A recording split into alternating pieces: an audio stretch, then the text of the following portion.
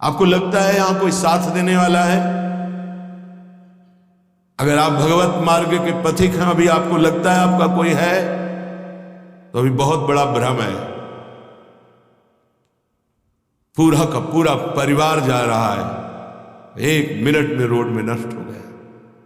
काल है, किस समय कहां कैसे, 1 सेकंड का पता नहीं है। कैसे चैन से नींद आ जाती है तुम्हें? ये जो दुर्वासना के नाश की कृपा है, ये आपकी दिनचर्या है, ये सैकड़ों दुर्वासनाओं को भस्म कर देगी। तुमने खिलवाड़ समझ रखा है।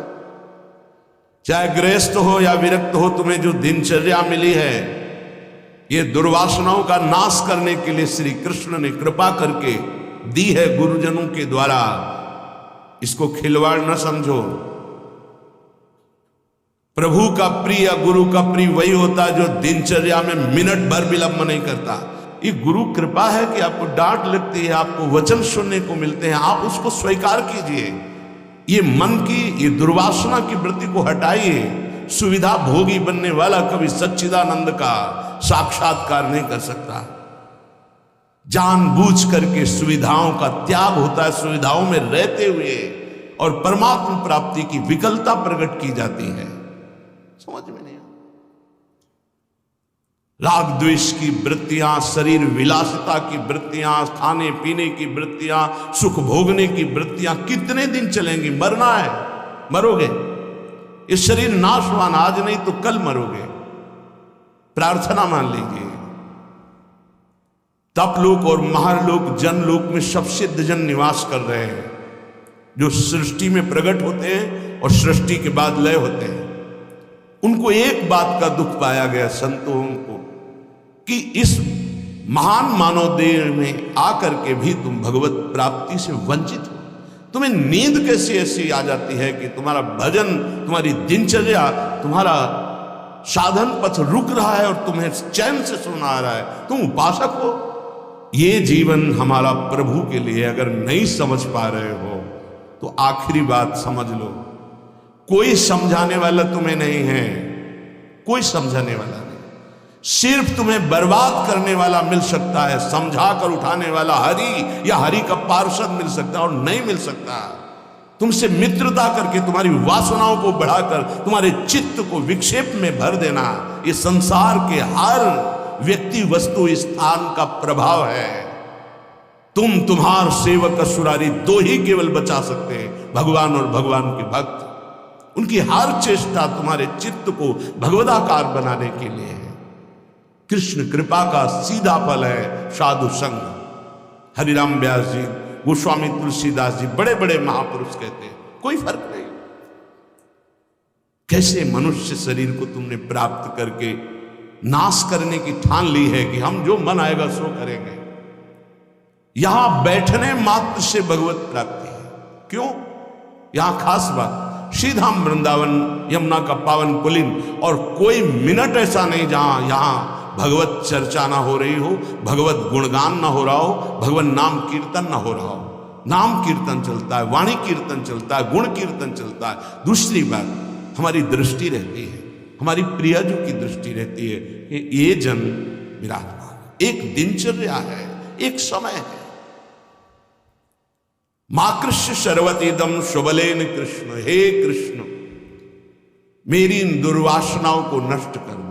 फिर प्रार्थना करता हूं सब उपासक उपासिकाओं से, गृहस्थ विरक्तों से, यदि आप हमारी श्री जी से जुड़े हैं तो आज्ञा पर ध्यान दीजिए। अगर आज्ञा पर ध्यान नहीं देते तो माया तुम पर ध्यान रख देगी, और उसके ध्यान रखने का मतलब है बैठे बैठे जलोगे, जैसे अंगार पर जला जाता है, ऐसे जलोगे। दुर्वासना तुम्हें जला देगी, तुम्हें पता नहीं है। जब अपनी जीवनी शक्ति प्रभु की तरफ लगती है तो हरि गुरु को शीतलता प्राप्त होती है, वो प्रसन्न होते हैं। जब अपनापन करके तुम्हारी जीवनी शक्ति व्यर्थ नष्ट होती है, तब जलन होती है उस अपनेपन के कारण कि तुम समझ नहीं पा रहे हो। ये आज का अभ्यास तुम्हारे लिए कल काल बन जाएगा। गलत अभ्यास तुम्हारे लिए कल ये प्रमाद बन जाएगा। प्रमाद ही मृत्यु है, शास्त्रों में वर्णन है। जो अप्रमादी है, प्रमाद रहित है, वही भगवत तत्व को जो भगवत तत्व को प्राप्त कर लेता वही निर्विकार स्थिति में परमानंद में डूबता है। माना हम लड़खड़ा रहे लेकिन चल रहे अपने रास्ते पे, रास्ता ही नहीं। उपासक को इस बात पर सदैव सावधान रहना पड़ेगा। अगर हम अपनी इच्छाओं का मर्दन नहीं कर सके, अपने गुरु की आज्ञा पर नहीं चल सके, अपने शास्त्र आज्ञा पर नहीं चल सके, तो मुझे लगता है कि आगे चल करके आपका जीवन बड़ा संकटपूर्ण रहेगा। संकटपूर्ण, ये विकार आपको रौंद देंगे। इसीलिए विचलित होते हैं कि आप लोग इतने बलवान बनिए कि आक्रमण कब हो जाए, कहां किस वासना का, आप उससे लड़ना जाने। आपके अंदर युक्तियां होनी चाहिए। आप हमारे भगवत पार्षद हैं, श्री जी के जन हैं, आपके अंदर युक्ति होनी चाहिए। गुरु की प्रकट उपस्थिति में युक्तियों की, कलाओं की आपके अंदर वृत्तियां जानी चाहिए कि कभी किसी विकार का आक्रमण हो तो कैसे बचा जाता है, कैसे हमारे को इस माया पर विजय प्राप्त करना है, कैसे विषम परिस्थितियों में अपने चित्त को डूबने ना पाए बचाया जाए, यह संतों से सीखा जाता है। कैसी पार्थिव दृष्टि है कि शरीर सुख के लिए सोना, जागना, खाना, पीना, बस यही हम सुख मानते हैं। नहीं भाई, ये सुख तो बहुत जन्म भोग लिए। इस जन्म में एक नियत समय रखिए, एक अल्पाहार की सीमा रखिए, एक भोजन का समय रखिए, एक अपनी दिनचर्या का समय होना चाहिए। ये नहीं आज मनाया 2 बजे पा लिया, फिर मनाया 5 बजे पा लिया, मनाया 3 बजे से 8 बजे रात्रि तक सो रहे, 8 बजे से 4 बजे तक जग। ऐसी दिनचर्या नहीं होती, कभी ऐसी नहीं। दिन बाई चांस कभी कोई सेवा में समय लग गया हो, बात अलग है। ऐसी दिनचर्या नहीं होती। पक्का मानिए, आपका हित इसी में है कि जो दिनचर्या दी जाए उसका पालन कीजिए। हमारा सत्संग तभी लाभ देगा आपको, हमारा एकांतिक वचन तभी लाभ देगा आपको जब हमारी आप आज्ञा पर चलेंगे। जैसी दिनचर्या बना दी है, ये दिनचर्या जानते हो, बड़े बड़े सिद्ध महापुरुष इसी से हुए, दिनचर्या से। 1 मिनट का अंतराय कभी जीवन में नहीं पड़ने दिया अपनी दिनचर्या। वही परिपक्व अवस्था। 12 वर्ष एक दिनचर्या कर लीजिए, आप देखिए आपका क्या स्वभाव बनता है। यहां 20-20 वर्ष, 25-25 वर्ष व्यतीत हो जा रहे, कोई दिव्यता नहीं आ रही। कारण क्या है? खो रहे हैं जीवन को, खो रहे हैं बिल्कुल। कई बार हम चिल्ला चिल्ला कर कहते हैं कि आप समझिए, ये जो दिनचर्या है ये भगवान का स्वरूप है। जो गुरु प्रदत्त दिनचर्या है वही तुम्हें ब्रह्मबोध कराएगी, वही भगवत प्रेम कराएगी। नहीं, ये वासना बहुत बलवान है। पता नहीं चलता कि हम निर्वासनिक हो गए कि वासना युक्त है। एक योगी जी आए थे महान, वो अभी गए हैं तप के लिए, वो जहां बर्फ के भगवान का स्वरूप, हाँ अमरनाथ शायद ऐसे हो गए। वो बोल रहे थे कि ये क्या है कि इतनी साधना पर भी वासना। क्या ये प्रारब्ध है? प्रारब्ध से वासना भोग उपस्थित कर सकती, क्रिया नहीं। क्रिया उपासक स्वयं छूट दे करके करता है। कोई भी भोग सामग्री प्रारब्ध से, विश्व की भोग सामग्री आ सकती है पूर्व प्रारब्ध से, लेकिन उसका संयोग आपके अविवेक और विवेक के ऊपर टिका हुआ है। अविवेकी हो तो संयोग करोगे, विवेकी हो तो बचा लो। नहीं तो प्रारब्ध भोगते भोगते पशुता आ जाएगी, दैवी संपत्ति नहीं आएगी। प्रारब्ध का आना हो सकता है, लेकिन प्रारब्ध हमको उस भोग में लिप्त कर दे, ये अज्ञान हो सकता है। ये प्रारब्ध नहीं है कि आप मनमानी आचरण करते रहें, आप मनमानी। कितना दुलार किया जाएगा, कब तक दुलार किया जाएगा? भगवान इतना दुलार करके मानव देह दिए, कहते भगवान कहाँ है?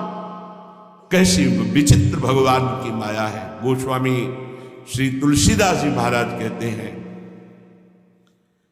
तू तो पछितई है मन में जी हाथ। अभी समय है, समय है। सबसे बड़ा पछतावा क्या?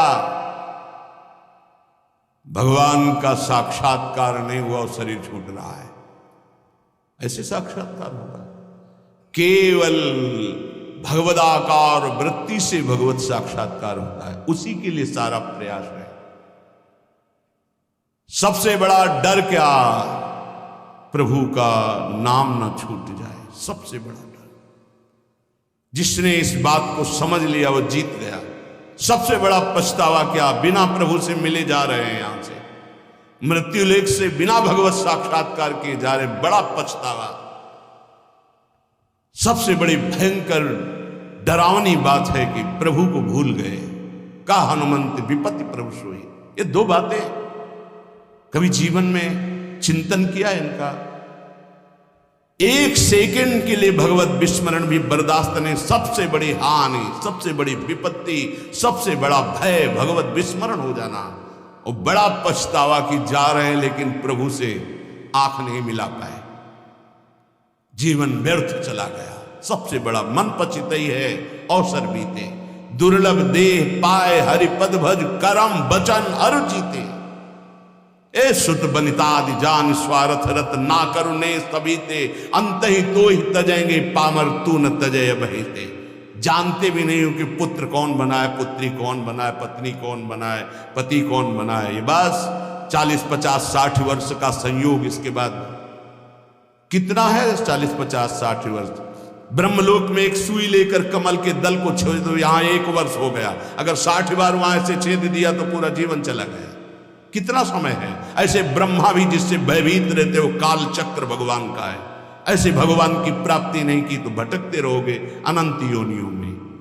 तो तू पछितई है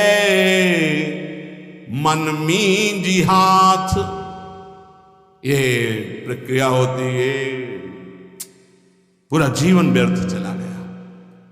भयो है सुगम तू को अमर अगम तन, समुझी धोकत खोवत अकाथ।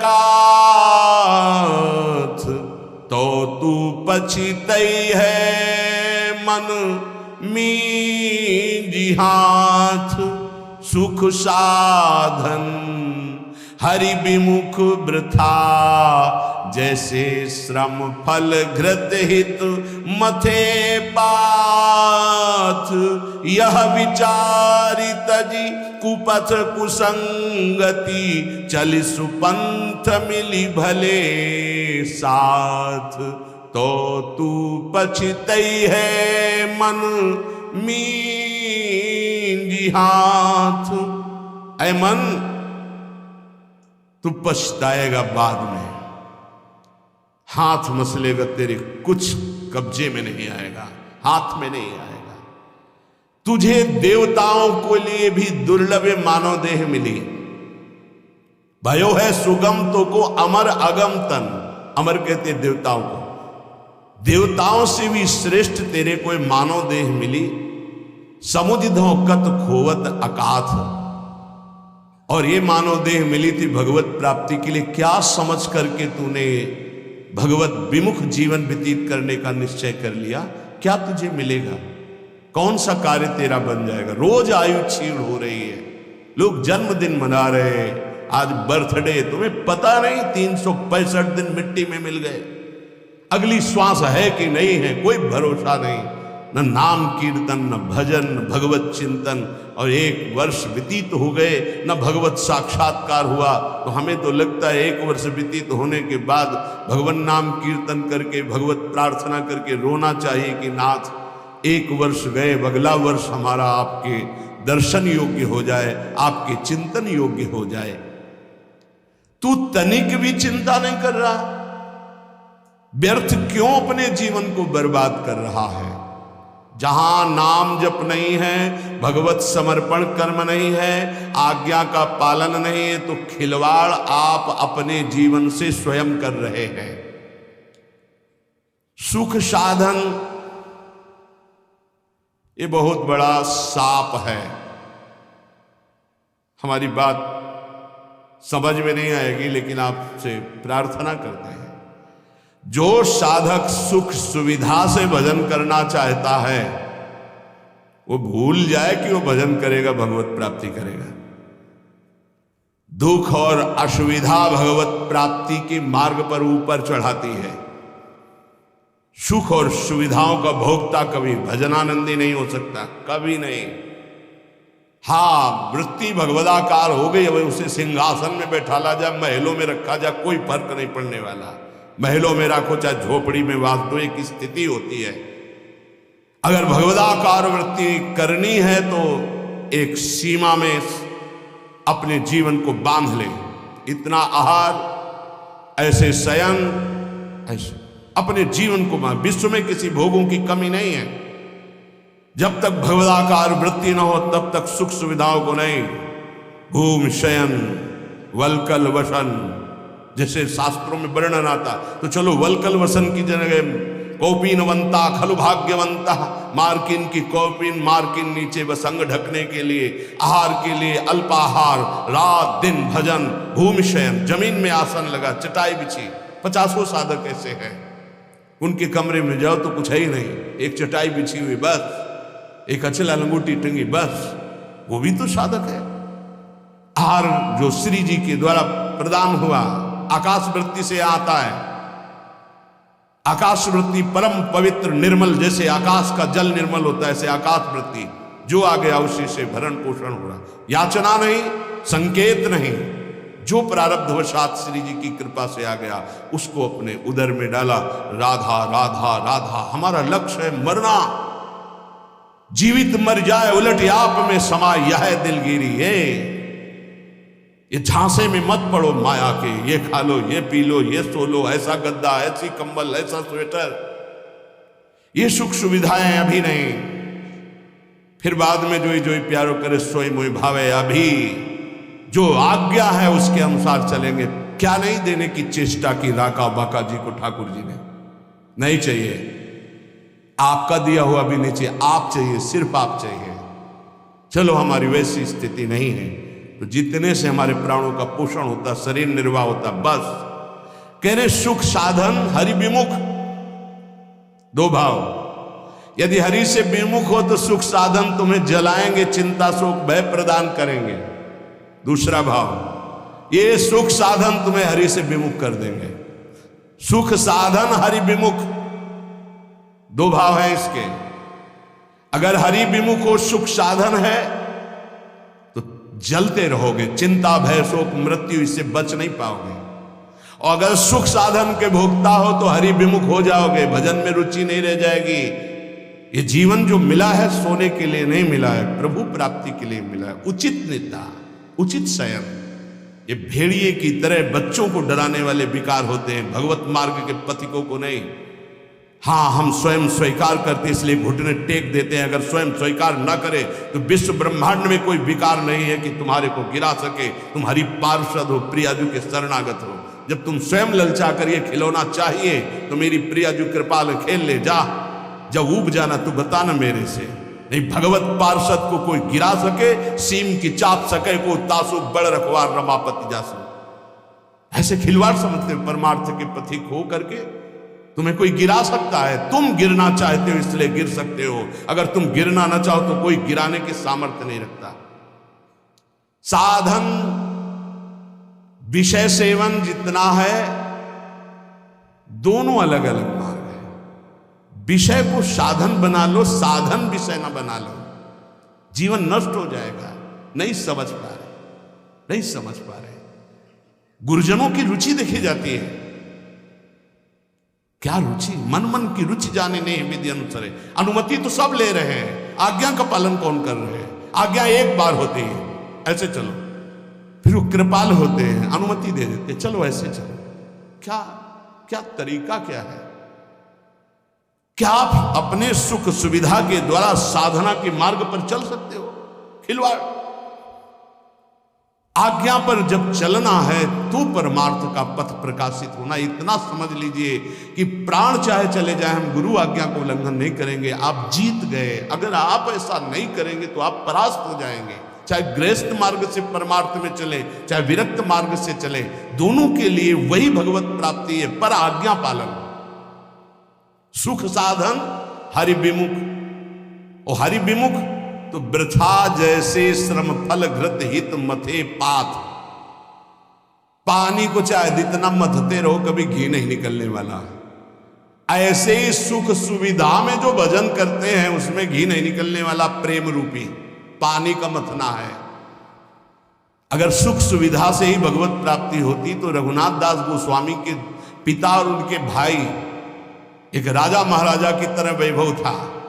जब उनको स्कूल पढ़ने के लिए भेजा जाता था तो 4 साथ में अंग रक्षक और पालकी में बैठ के जाते थे, पूज्य श्री रघुनाथ दास गोस्वामी जी। लेकिन जब महाप्रभु चैतन्य देव के नाम कीर्तन को सुना तो हृदय व्याकुल हो गया कि जीवन का लाभ तो यही है। महाप्रभु ने अनुमति नहीं दी, नहीं तुम अभी पिता के घर में रहो। तो कहा भाग, अब भागे जगन्नाथपुरी गए। महाप्रभु के समय भूख प्यास सब सहते हुए पिता को जब पता चला कि अब वो नहीं आएंगे तो वैभव भेजने लगे। रसोईया सब सेवक, कोई सेवा स्वीकार नहीं की और जगन्नाथ जी के गेट में खड़े होकर जो भिक्षुकों को मिलता वो पाते। ये हम प्रभु के लिए निकले हैं, प्रभु के लिए हम तड़पे, कभी रोए, कभी कुछ समझ में आवे कि भगवान के लिए, प्रियाजू के लिए आपके हृदय में कुछ है, तब तो। नहीं तो हृदय जलता है कि कुछ मतलब नहीं प्रियालाल से, उनकी चाह ही नहीं है तुम्हारे अंदर।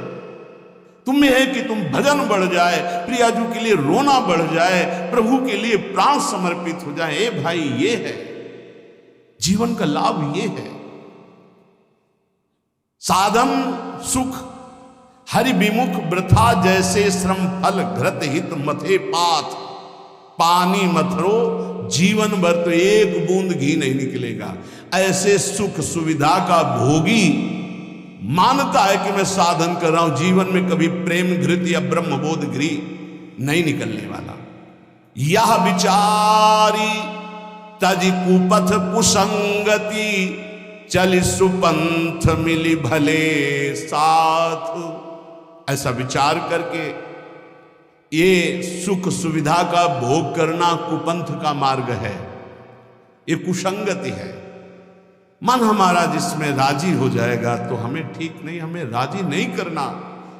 ये जब राजी नहीं होगा भोगों में तब प्रभु की तरफ बढ़ेगा, तब ये चिल्ला चिल्ला कर रोएगा, नाथ अब स्वीकार कर लो, मेरा कोई नहीं, मैं कुछ भी नहीं, अब स्वीकार कर लो प्रभु। हारे को हरि नाम, अपबल तपबल और बाहुबल, चौथो बल है दाम। जब सब जगह से हट जाता है तब हारे को हरि नाम। हार गए हम, पर यहां सुख सुविधा का भोग सोचते हैं कि इससे भगवत प्राप्ति हो जाएगी।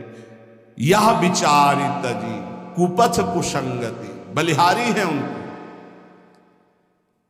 अर्थ का बल होता है बैंक बैलेंस का, भगवान का भरोसा नहीं रहता, बैंक बैलेंस का भरोसा रहता है। भगवान का भरोसा नहीं रहता, परिवार का भरोसा रहता है। भगवान का भरोसा नहीं रहता, अपनी बुद्धिमानी का भरोसा होता है। ये सब भरोसे आश्रय जब छूट जाते तब भगवान का आश्रय होता है। निराश्रित के आश्रय भगवान, असरण के शरणागति प्रदान करने वाले भगवान। इस बात को समझो, शरणागति लाखों ले लिए, असरण एक भी नहीं हुए तो शरणागति का रंग ही नहीं है। जो असरण हुए वो शरणागति के रंग को प्राप्त हुए। सीधा साधा मार्ग है, सूधो चले आपने धर्म, रसकन सो प्रीतम का है, कब हूं काल व्रतान। गृहस्थ तो क्या हुआ, क्या गृहस्थ भगवत प्राप्ति नहीं कर सकते? शिष्य के द्वारा किया हुआ पाप गुरु को भोगना पड़ता है। क्या समझते हो?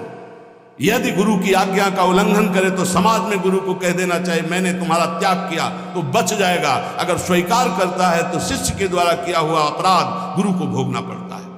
सो गुरु घोर नरक मा परे।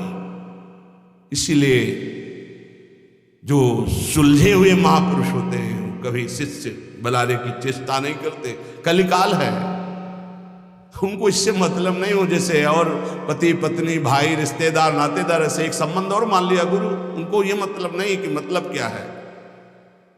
अरे कभी विचार करते हो कि तुम जो आचरण करते हो इसका हिसाब गुरुदेव के पास जाएगा, उनको भोगना पड़ेगा। क्या अपराध किया है गुरुदेव ने जो तुम उनको दंड देने के लिए उद्यत हो चुके हो?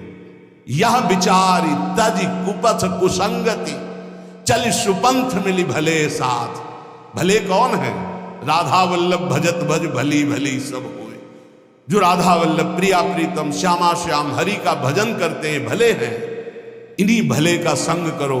अपने मन का जो कुपंथ में चलाने वाला है, ऐसे व्यक्ति का जो कुपंथ में चलाने वाला है, ऐसा संग त्याग दे। अंदर और बाहर दोनों कुसंग होता है। यह विचार तज कुपथ कुसंगति, चल सुपंथ मिली भले साथ, नहीं तो तू पछतई है मन मींज हाथ, बाद में तुझे पछताना पड़ेगा। संसारी पुरुष का लक्षण है वो शरीर संबंधी भोग, शरीर संबंधी रिश्ते नाते, इन्हीं के चिंतन और विलास में अपना समय नष्ट करता है। उपासक का लक्षण है एक क्षण भी भगवदाकार वृत्ति से हटकर संसार का चिंतन न होने देना। संसार की तो बात जाने दो, अन्य साधनों में भी रति न होना। अपने आराध्य देव संबंधी उपासना के जो अंग हैं, नाम जप, नाम कीर्तन, वाणी गायन, वाणी श्रवण, श्रीअंग सेवा, समाज की भगवत भाव से सेवा, लीला चिंतन, ये हमारी उपासना का स्वरूप है। इसी से हमें भावदेह की प्राप्ति होती है। जब अभ्यास के द्वारा इन भक्ति के प्रेम लक्षणा, भक्ति का जो विशेष स्वरूप है उज्ज्वल प्रेम रस, तो इसी से प्राप्त होता है। जो उपासक अन्य साधनाओं की तरफ वृत्ति ले जाता है, राई के सम चलत ही होत और की ओर, थोड़ा राई बहुत छोटा दाना होता है, अगर थोड़ा भी साधन में मिलावट हो जाए तो उपासना के उपास्य देव के रस में बाधा खड़ी हो जाएगी। ये उपासक बहुत ध्यान से समझ ले। अपनी उपासना जो गुरुदेव के द्वारा प्राप्त हुई है, राई भर भी यदि कोई मिलावट हो गई तो उपासना बाधित हो जाएगी। अब या में मिलौनी मिले न कछु, जब खेलत रास सदा बन में। यदि वृंदावन का आश्रय है, वास है, उपासना है, तो या में मिलौनी मिले न कछु, इसमें मिलौनी नहीं मिलनी चाहिए। अन्य कोई साधन पथ का अनुसरण करना अपने उपास्य देव से विमुख हो जाना है। बहुत प्रकार का संग सत्संग नहीं होता। इष्टाकार वृत्ति हो जाए उसे सत्संग कहते हैं। तो इष्ट मिले और मन मिले, मिले भजन रस रीति, तहां निशंक है मिलिए तासों की जय प्रीति। यदि इष्ट नहीं मिल रहा और मन का तात्पर्य है यदि वो चरित्रहीन है, मनमानी आचरण करता है, तो इष्ट गुरु से विमुख है। हमारा मन नहीं मिलना चाहिए, ऐसे जनों से नहीं मिलना चाहिए। यद्यपि परम स्नेही, चाहे वो कितना प्रिय संबंधी, रिश्तेदार, नातेदार, मित्र कोई भी हो, जाके प्रिय न राम वैदेही तजिए ताहि कोटि बैरिशम, लाखों बार सुना है, पर क्या आचरण में है? हमारे हृदय में ये बात बैठ जानी चाहिए कि जरा सा कुसंग हमारी उपासना के रंग में बाधा पहुंचा देगा। एक ड्रम दूध हो और एक खटाई की फांक छोड़ दो, सब फट जाएगा। उपासना दुग्ध जैसी निर्मल, पौष्टिक, स्वादिष्ट, पवित्र, स्वरूप बोध कराने वाली। जरा सा कुसंग हो जाए फट जाएगी, उपासना की वृत्ति हट जाएगी। जो भाव का स्वरूप बन रहा था वो फट जाएगा। जैसे एक खटाई की फांक पड़ते ही एक ड्रम दूध पूरा फट जाएगा। ऐसे कपट व्यवहार करने वाले, ऐसे भगवद विमुख आचरण करने वाले कुसंगी जनों को मन कभी नहीं देना चाहिए। अगर हम मन देंगे तो हमारा मन उपासना से हट जाएगा। साधना की बड़ी सूक्ष्म वृत्ति होती है। कभी कभी मन प्रभु में नहीं लगता तो उपासक को उबने की जरूरत नहीं है, धैर्य की जरूरत है उस समय कि उसका मन किसी विषय में विषयाकार ना होने लगे, किसी व्यक्ति के संग की लालसा हो जाए कि अब भजन में मन नहीं लगता, चलो उसके पास बैठते हैं, तो वो गुण दोष से युक्त अंतःकरण वाला गुण दोष का वर्णन करके हमारे हृदय में राग द्वेष की वृत्ति को पुष्ट करेगा। कोई रागात्मक बात करेगा या द्वेषात्मक बात करेगा। इसलिए गाहे न दूजी चाल। अगर हमारा भजन नहीं हो रहा तो हमको शांत गंभीर रहना है। कोई ऐसा कुसंग न हो जाए वृत्ति का, व्यक्ति का, कि ये भजन ना होने की वृत्ति लंबी खिंच जाए। अगर आप गंभीर रहे, धैर्यवान रहे तो भजन चल पड़ेगा। कभी थोड़ा भजन होता है, कभी बहुत भजन में मन लगता है, पर धैर्य नहीं छोड़ना चाहिए। दूसरी बात स्वीकार नहीं करनी चाहिए उपासक को। कोई ऐसा नहीं है जो हमारी वृत्ति को बदल सके। यदि नाम चल रहा है, अगर नाम भी नहीं चल रहा तो हमें धैर्यपूर्वक उस समय, भले सो जाए, एकांत हो जाए, उस समय काट लेना चाहिए। उस समय वृत्ति आई है। और चतुर उपासक तो जबरदस्ती वाणी गायन शुरू कर दिया, सत्संग शुरू कर दिया, जिससे हमारा चिंतन बदल जाए। पर कुसंग नहीं, मन नहीं लग रहा तो चलो अमुक व्यक्ति के पास बैठकर प्रपंच करते हैं, बातचीत करते हैं, वो राग द्वेष की वृत्ति भर देगा। बिल्कुल हटना चाहिए उपासक।